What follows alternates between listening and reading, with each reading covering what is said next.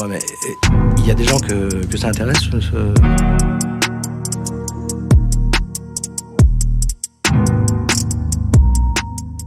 Vous connaissez l'histoire de Jacob. Jacob n'arrive pas à trouver le sommeil. Sa femme lui demande pourquoi, il lui répond « Je dois de l'argent à Isaac, mais cet argent, je l'ai pas ». Sa femme s'exclame « Ah, c'est ça !» Elle sort du lit, va à la fenêtre, ouvre les volets et s'exclame « Isaac, Isaac, Jacob m'a dit qu'il te devait des sous. Eh ben ces sous, il les a pas. » Elle retourne se coucher et dit à Jacob « Voilà, tu peux dormir. Maintenant, c'est lui qui dormira pas. Mais tous les litiges ne se règlent pas comme ça. » Et que faire quand, au sein d'une société, la confiance est mise à mal? C'est l'objet de la thèse de Noémie Issan Benchimol. Noémie, bonjour. Bonjour. Noémie, tu mènes une thèse à l'école pratique des hautes études sous la direction de Jean-Christophe Attias. Finalement, le titre, t'es resté sur... Alors, j'ai pas changé de titre tant que ça. Il y en a qui en Ouais. changent beaucoup plus. Moi, j'avais commencé avec une thèse qui était censée travailler sur le vœu et le serment en droit talmudique. Et en fait, au bout de quelques mois, je me suis rendu compte que si je continuais là-dessus, j'allais y passer non pas 5 ans, mais 20 ans. Et dans ce cas-là, il fallait resserrer. Et du coup, j'ai resserré autour du serment, qui me paraissait vraiment un objet intéressant. Donc, le sujet de ma thèse, c'est le serment judiciaire en droit talmudique. C'est quoi le droit talmudique? C'est où? C'est quand? C'est qui? Oulala, alors c'est très intéressant comme question. Moi, je travaille principalement sur les sources dites tanaïtiques, c'est-à-dire les débuts en fait, du droit rabbinique, vraiment la naissance du droit rabbinique dans les premiers siècles de notre ère en Palestine romaine. En fait, c'est les canons, en fait, des canons textuels du judaïsme rabbinique, puisqu'on est en fait justement à l'époque où le judaïsme en fait, naît en tant que judaïsme, en tant que voilà. Le judaïsme tel qu'on le connaît aujourd'hui, c'est une version du judaïsme qui a survécu et qui n'est pas celle du temple, qui n'est pas celle des Sadducéens, qui n'est pas celle des judaïsmes sectaires de Qumran ou des Esséniens, etc. C'est un groupe qui était le groupe des sages qui ont pris acte d'une crise qui était la crise de la destruction du temple. C'est bien, ils reconstruisent en fait une théologie, une patrie portative, comme dira Heine, et donc en déplaçant la religion du temple vers le centre d'études. Et c'est ça en fait, c'est ce moment-là qui m'intéresse, où on va créer un droit, on va le codifier, on va le travailler, c'est tout un mode de pensée. En réponse à une période de crise. Et voilà, du coup mise par écrit de la loi orale aussi, qui est l'infraction non interdite en réalité, parce qu'il y a la Torah qui est la Torah écrite, et on n'était pas censé mettre par écrit la Torah orale, et donc la Mishnah est un texte contra legem, en fait, un texte qui n'aurait pas eu lieu d'être, mais qui est, parce que c'est le fruit de la crise, en fait, c'est une littérature de crise. Et donc moi, c'est ça qui m'intéresse, c'est comment, après la crise, eh bien, les rabbins recréent un droit, et moi, je m'intéresse à un domaine spécifique du droit civil, qui est du coup la façon dont on gère les litiges financiers. Voilà. Comment t'es arrivé tu t'es mis à bosser comme ça sur les litiges? Tu connais des ennemis? C'était pour préparer l'avenir? Qu'est-ce qui t'a fait venir vers ce sujet? Je trouve que c'est très intéressant. Je trouve que le droit en général en fait, est un des objets avec lesquels on peut analyser une société. Et c'est pas juste la technique en fait. Il y a beaucoup de choses qui s'y jouent dans les théories du droit, dans l'élaboration d'un droit, c'est aussi les valeurs d'une société, et surtout dans le droit talmudique, en fait, on parle de droit talmudique. Alors, il est juridique, au sens où c'est vraiment une casuistique, où il y a des règles, etc., mais c'est autre chose. La littérature rabbinique, c'est aussi des récits, c'est aussi des narrations, c'est aussi de la théologie, c'est aussi de la morale, c'est aussi de l'économie, voilà. Donc c'est aussi, voilà. Et c'est aussi tout simplement comment gérer une société, et comment le droit va faire en sorte de recréer la confiance par des outils qui sont des outils religieux, juridiques, psychologiques, dont le serment. Et ce serment judiciaire, justement, est-ce que tu peux nous en dire plus? Qu'est-ce que c'est ce serment judiciaire? Alors le serment judiciaire, alors c'est une institution, elle n'est pas universelle, parce qu'il y a des sociétés qui ne connaissent pas le serment, mais elle est très très très très généralisée. Il y a énormément de cultures qui connaissent le serment, et notamment le serment judiciaire, qui est un mode en fait de résolution de conflits. Alors parfois ça peut être un mode de preuve, parfois ça peut être en fait justement une épreuve, donc on n'est plus dans le mode de preuve rationnel, mais ça va être une forme d'épreuve qui va s'apparenter à l'ordali dans certaines cultures, qui sont des jugements de Dieu. On va dire, voilà, si tu as prêté serment, si par exemple dans certaines cultures, si on va bafouiller en prêtant serment, eh bien ça sera interprété comme un signe de Dieu que la personne ment, par exemple. Mais c'est pas comme ça que c'est théorisé dans le droit talmudique, mais en général c'est un outil verbal, un serment c'est une déclaration verbale qui se fait dans certaines formes rituelles, qui comprend typiquement, mais pas toujours, ou bien une imprécation, Hein, on va se mettre sous les auspices d'une divinité qu'on va appeler, ou bien je te jure, sur ma mère, sur la vie de ma mère, sur le sang, voilà, sur la vie de mes enfants. On va toujours lier sa personne, en fait, et sa parole à quelque chose qui dépasse cette parole, et on va s'engager. Et en même temps, on va se mettre en danger. Il y a qui dit serment dit mise en danger, au sens où c'est parfois implicite, parfois explicite. Eh bien, on appelle sur soi-même, en cas de mensonge, une malédiction.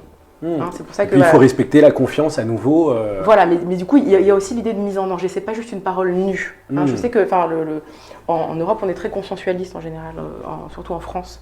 La parole donnée suffit, et même depuis Jésus, en réalité, c'est quelque chose qu'on lit dans les évangiles, hein, que ton oui soit ton oui, que ton non soit ton non, et qu'il n'y ait pas besoin de jurer. Or, le serment est une parole qui est une parole habillée, c'est une parole ritualisée. Et le oui, apparemment, est-ce qu'il suffit ou il ne suffit pas, mais c'est une parole qui est habillée et qui implique une mise en danger. Noémie, toi, tu as un peu la double casquette, à la fois la casquette religion, à la fois voilà, le côté intérêt pour l'histoire. Comment est-ce qu'on aborde ces textes qui sont sacrés pour toi avec des yeux d'historien ? Alors, d'abord, c'est pas une casquette, c'est un béret. Donc, non, je blague. En fait, il y a plusieurs façons de concilier ces deux choses qui sont en tension, il faut le dire. Il y a certains chercheurs qui sont eux-mêmes religieux qui opèrent vraiment une vraie séparation. C'est-à-dire qu'ils vont dire, James Kugel, par exemple, qui est un critique biblique, va dire moi, je suis un critique biblique, mais quand je suis à la synagogue, je ne suis pas un critique biblique, je suis juste un juif croyant. Et c'est vraiment deux choses différentes. Il y a une vraie pragmatique en fait, de la pratique religieuse et de la façon dont la grammaire en fait, de la vie religieuse se dit et se fait. Moi, je ne suis pas de ceux-là qui séparent en fait, les deux choses. Moi, je vois une valeur en fait, religieuse à l'étude scientifique des textes. Pour moi, en fait, rendre l'étude de ces textes dans leur historicité, qu'est-ce qu'ils ont voulu dire exactement, les sages, qu'est-ce qu'ils avaient comme réalité sous les yeux, contre qui ils s'élevaient, quelles ont été leurs sources d'influence. Mais alors, du coup, c'est pas simplement l'influence passive qui m'intéresse. C'est pas juste qu'est-ce qu'ils ont pris au droit romain, en gros, qu'est-ce qu'on a pris aux autres qui sont tous géniaux et que le judaïsme ne saurait que conjuguer en fait en particularisme ou en influence passive. Moi, non, ce qui m'intéresse, c'est l'influence créatrice. C'est comment les rabbins, à ce moment-là, dans cette littérature de Christ dont je parlais tout à l'heure, eh bien, ils vont avoir en face d'eux des modèles, notamment le modèle romain, qui est un des points centraux de ma comparaison sur cette question du serment. Ils vont avoir un modèle et dans une situation de concurrence des droits, ils vont dire il faut être là, il faut créer quelque chose qui puisse faire concurrence à ça. Et donc, ils vont emprunter des choses, mais ce qui est intéressant, c'est comment ils vont l'emprunter avec leur génie propre, en tordant les choses. Il y a subversion, il y a hébraïsation, si tu veux, de certains concepts, hein, notamment, par exemple, je sais pas, celle de hiérarchie sociale, etc. Ça va être tordu et ça va être hébraïsé. Surtout, c'est le travail herméneutique, c'est toute la question que je travaille sur les méthodes, en fait, les méthodes herméneutiques du Midrash Halacha, donc des homélies juridiques.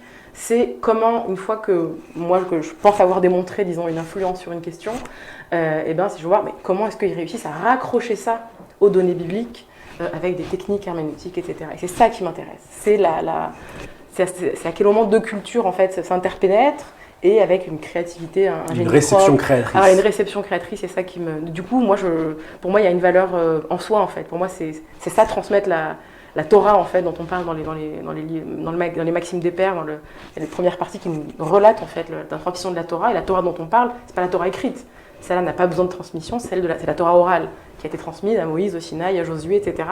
Et moi, je pense qu'en fait, en travaillant les sources historiques, en fait, on transmet aussi la Torah de nos sages. Ton sujet est transdisciplinaire. Au niveau des historiographies, j'imagine que tu en manipules plusieurs. Est-ce que tu peux nous dire un petit peu, voilà, qu'est-ce qui ressort comme travaux incontournables? Comment tu te situes par rapport à ça? D'abord, je me situe surtout par rapport à une absence. Parce que moi, l'historiographie en général, le serment est un sujet très travaillé, c'est un sujet qui est redevenu à la mode vraiment ces dernières décennies. Il y a eu des très grands livres qui ont été sortis sur le serment en Afrique, sur le serment judiciaire, sur le serment politique, sur le serment dans la Bible. Vraiment, je crois que c'est un des bouquins les plus exhaustifs sur la question, et en fait, il n'y avait absolument rien sur le droit talmudique. Alors et c'est pas les seuls, en fait, quand on parle d'histoire de la procédure, parce que là, c'est aussi mon sujet, c'est une question sur la procédure judiciaire et de la procédure civile en particulier, eh bien, il n'y avait rien sur le droit talmudique. Ça s'explique pour plein de raisons. Ça s'explique d'abord parce que par le manque d'accès au texte, par le manque d'intérêt aussi, parce que quand l'Europe se raconte son histoire du droit, elle va dire voilà, droit canon, droit romain, le code civil de Napoléon, puis on va comparer tu vois, les traditions, disons les traditions du droit anglo-saxonne aux traditions germaniques, et là-dedans, en fait, on ne sait pas où ranger ce droit qui est un peu hybride, qui est le droit d'un peuple, qui est un droit mais qui est aussi une religion, qui n'est pas le droit d'un État, qui a été pratiqué de façon continue. Qui continue on a encore une littérature de droit rabbinique qui continue de s'écrire. Aujourd'hui, c'est un droit qui a une vivacité, c'est pas juste un droit ancien. Tu vois, quand j'étudie le droit, c'est aussi un droit qui continue de produire des effets très concrets. Et en fait, tu es en train de dire c'est pas du tout has-been et qu'on comprend assez mal finalement tout l'intérêt et toute l'actualité du droit talmudique. Sans doute, ouais, sans doute, mais je pense qu'il y a aussi une ignorance tout simplement de la littérature elle-même, parce qu'il y a beaucoup de choses sur la Bible en fait, on lit beaucoup de choses sur le serment dans la Bible, où là il y a vraiment des grands savants, les gens s'intéressent aussi au droit, enfin à la religion, c'est pas qu'on ne s'intéresse pas à la religion, c'est qu'on voit pas forcément la pertinence du droit rabbinique, à la fois comme outil conceptuel, comme dans l'intérêt historique, et aussi voilà, pour une pertinence, comment ça nous permet de penser certaines choses comme comment on rétablit la confiance à moindre coût, parce que vraiment il y a tout un système très élaboré dans le Talmud, de savoir comment on va smoother, comment on dit en anglais, on va lisser les aspérités, parce que quand il y a la confiance qui est brisée, quand il y a tu me dois de l'argent et moi et tu me dis Noémie tu me dois de l'argent et que je te dis non tu ne dois pas d'argent, là il y a quelque chose qui ne va pas, il manque de preuves, et donc là le droit rabbinique va dire attends, on va utiliser un outil qui fait appel à la croyance partagée, l'appel au tiers en fait, au tiers garant, qui est donc la divinité garante des promesses, et on va en fait à moindre coût rétablir la confiance et du coup rétablir les échanges futurs, parce que les gens sont amenés à se revoir, et du coup ça c'est intéressant, je trouve que c'est un laboratoire en fait conceptuel de beaucoup de questions qu'on se pose aujourd'hui sur la décentralisation de la confiance, sur la parole politique, enfin, il y a beaucoup de, je pense. Un beau laboratoire, ouais, effectivement. Noémie, merci beaucoup. Merci beaucoup.